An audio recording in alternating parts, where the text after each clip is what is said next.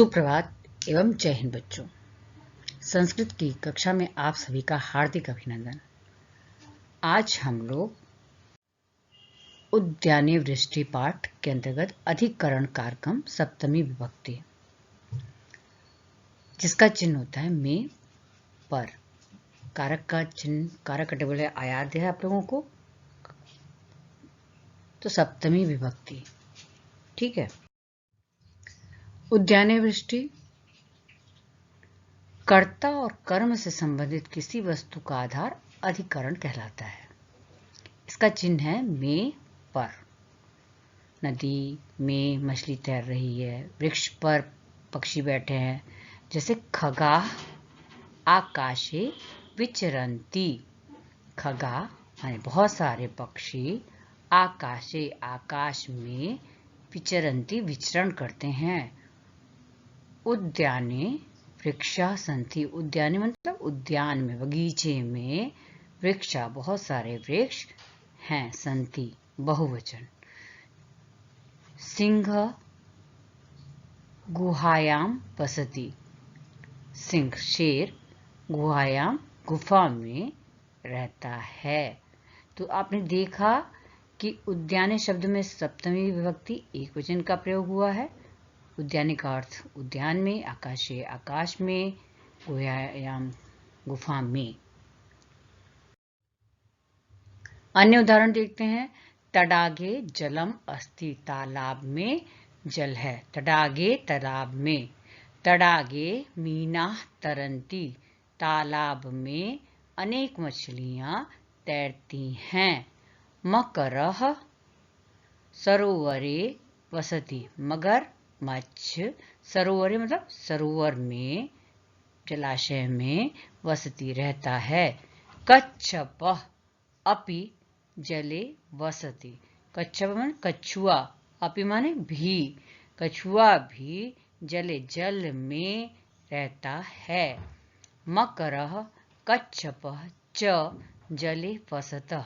मकरः मगरमच्छ, कच्छपः कच्छप कछुआ, मगरमच्छ च माने और, मगरमच्छ और कछुआ जल में रहते हैं। भक्ता अनेक भक्त, सभी भक्त, बहुत सारे बहुवचन है। ईश्वरम अर्चन्ति, जैसा मैंने पूर्व में बताया है, जैसा कर्ता वैसी क्रिया। तो भक्ता माने बहुत सारे भक्त, अर्चन्ति माने बहुत सारे लोग अर्चना करते हैं, पूजा करते हैं। भक्ता ईश्वरम अर्चन्ति, अनेक भक्त ईश्वर की अर्चना करते हैं, पूजा करते हैं। जना अनेक लोग, मंदिरे मंदिर में, ईश्वरम नमन्ति, ईश्वर को नमस्कार करते हैं, ईश्वर को नमन करते हैं। मम ग्रामे, मेरे, मम माने मेरा, मेरे ग्रामे, ग्राम में, गांव में, एकम एक, मंदिरम अपि अस्ति, मेरे गांव में भी, अभी माने भी, मेरे गांव में भी एक मंदिर है। आगे देखिए, महाकाव्येषु, महाकाव्यों में, काव्येषु महाकाव्यों में, सूरसागरम, सूरसागर नामक जो महाकाव्य है, श्रेष्ठम अस्ति, श्रेष्ठ है। रसेषु वात्सल्य रसस्य जनकः सूरदासः अस्ति। रसेषु बहुत सारे जितने रस हैं, उसमें वात्सल्य रस के, रसस्य रस के जनक, पिता जो है वो सूरदास हैं। वात्सल्य रस का जनक माना जाता है। इन्होंने ममता और वात्सल्य के ऊपर कृष्ण के जो चरित्र का गान किया है, उसमें वात्सल्य रस का समावेश है, तो उसको कहा जाता है रसों में वात्सल्य रस के जनक सूरदास जी हैं।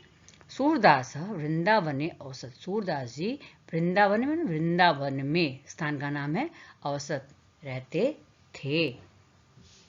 सूरदासस्य जन्म, सूरदास का जन्म मथुरायाः समीपम, मथुरा के समीप, रुणक्ता ग्रामे अभवत। रुणक्ता नामक ग्राम में, गांव में हुआ। सूरदास जी का जन्म मथुरा के समीप रुणक्ता नामक ग्राम में, गांव में हुआ। उद्याने वृष्टि भवति, बगीचे में, वृष्टि माने बरसात, वर्षा हो रही है। उद्यानस्य मध्ये, उद्यान के मध्य में एक तडागः अस्ति, एक तालाब है।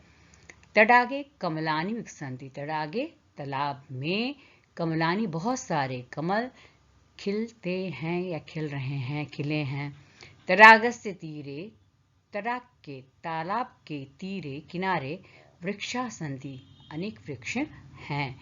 जले बकः मत्स्यान् पश्यति, जले जल में बकः बगुला और मत्स्यान् में बहुत सारी मछलियां दिख रही हैं।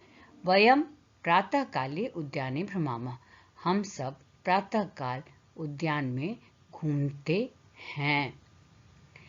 अब यहाँ देखिए स्मरणीय बिंदु मतलब कुछ याद रखने की चीजें हैं। सप्तमी विभक्ति के एक वचन में ए, द्विवचन में अयो एवं बहुवचन में एषु जोड़ दिया जाता है।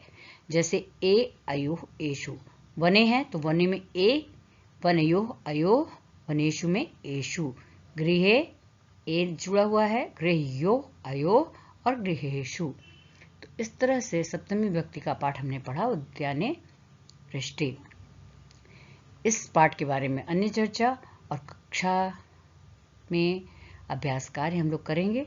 इसके साथ ही आज के लिए बस इतना ही। धन्यवाद एवं जय हिंद।